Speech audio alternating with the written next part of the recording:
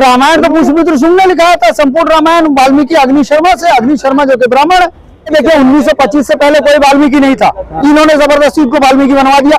D Arvind साहब ने बिल्कुल सही बात कही है। जब तक ईवीएम है मोदी जी को लोकसभा में कोई नहीं हरा सकता। और जब मणिपुर का संज्ञान ले सकता, इसका संज्ञान ले सकता, तो ईवीएम का उसके बाद जो है अदालत में जाएगा, अदालत में ब्राह्मण बैठा हुआ, ब्राह्मणों के अंदर न्याय चरित्र नहीं होता। का आह्वान करता हूँ कि मुसलमानों को आगे आना होगा ईवीएम के लिए, संविधान को बचाने के लिए, ईवीएम हटाने के लिए। मुसलमान के इलाके में तो ईवीएम खराब होते हैं, ईवीएम हैक होते हैं, उसके बाद उनका वोटर लिस्ट से नाम काट दिया जाता है। मैं तो बहन जी से इतना कहूंगा, ईडी सीबीआई से क्या डरना, अब तो लोगों को पता लग ही गया है।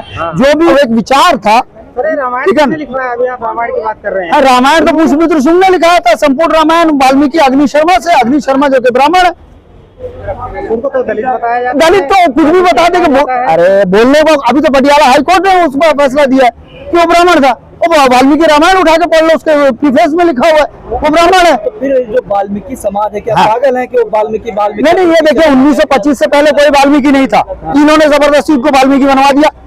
वो मानते तो हैं कि हम, अरे मानने का कुछ भी।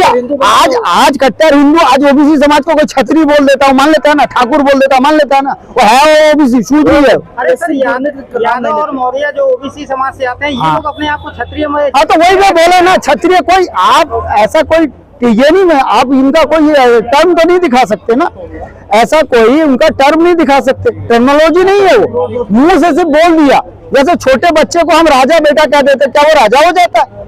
ये उनका है सेवा, ये वो जो है बोल बच्चन देकर सारा काम करते हैं, यही है उनका।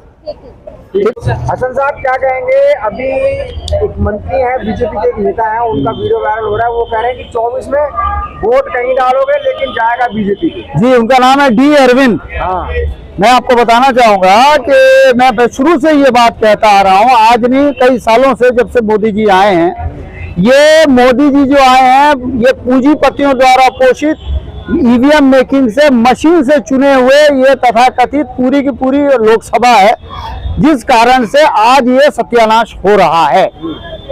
डी अरविंद साहब ने बिल्कुल सही बात कही है। जब तक ईवीएम है मोदी जी को लोकसभा में कोई नहीं हरा सकता, ये पक्की बात है। इंडिया जितना बड़ा गठबंधन बन जाए, ईवीएम का विरोध करने के लिए कोई आता नहीं, विरोध करना पड़ेगा, क्योंकि इससे पहले उन सबको जिता चुके हैं। मायावती हो, सपा को भी जिता चुके हैं, बसपा को भी, आरजेडी को भी, सबको भी जिता चुके हैं। ये ब्राह्मणों की चाल होती है, पहले स्टेट में उनको जिता दो, उसके बाद जो अपना खेल करते रहो, स्टेट में अभी भी जिताते रहो, ताकि लोगों का ये बना लगे। आप मशीन से कोई किस्म का चुनाव नहीं करा सकते, मशीन से गणतंत्र में कोई चुनाव नहीं हो सकता, ये तो पक्की बात है।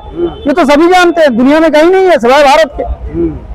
लेकिन क्या भारत की जनता को नहीं दिखाई दे रहा है, या सरकार को तो नहीं, जनता को तो दिखाई दे रहा है। जनता के पास सुबह से लेकर शाम तक वो तो समाज है, काम में बिजी रहती है। वो कहाँ से करेगी? जो हमारा एलिट क्लास है, जो हमारा एजुकेटेड क्लास है, उसको सोचना चाहिए, समझना चाहिए। हमारे सुप्रीम कोर्ट को संज्ञान लेना चाहिए।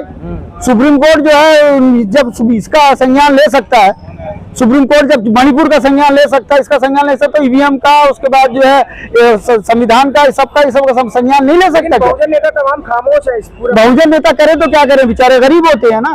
बहुजन से का बैकअप नहीं होता, उनके पास कोई बाहर की कोई प्रॉपर्टी तो है नहीं। गिन चुन के बस एक ही पोस्ट बचा है, मंत्री पद का या एमएलए का, एमपी का पोस्ट बचा है। 131 तो बैठे हैं, लेकिन उनका पद है ना, मतलब अगर वो आवाज उठाएंगे तो उनका पद चला जाएगा।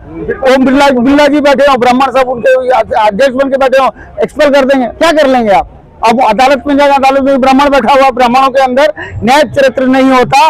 ये 1919 में 7th अमेंडमेंट में अंग्रेजों ने कह दिया। मुसलमानों को आह्वान करता हूं कि मुसलमानों को आगे आना होगा ईवीएम के लिए, संविधान को बचाने के लिए, ईवीएम हटाने के लिए, संविधान को बचाने के लिए, संविधान को प्रिवेल करने के लिए।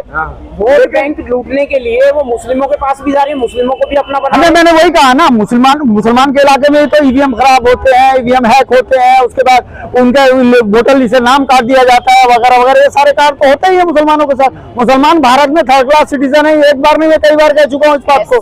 SC, OBC माइनॉरिटीज पर लगातार जुल्म हो रहे हैं, और उनको इतना पीड़ित किया जाता है, मतलब इतना अपमानित किया जाता है कि वो पीछे ही हटने में भलाई समझते हैं। नहीं, वजह ये है कि उनको पता है ना उनका कोर्ट में कोई है, ना कोई उनका वो वकील है, ना कोई उनका जज है, कोई सुनने वाला कौन है? इनके पास तो सब कुछ है ना। ये तो सर पे पेशाब करने के बाद भी इनका समाज आके खड़ा हो जाता है, कहता भाई कोई जुर्म है ही नहीं। वाकई में जुर्म नहीं।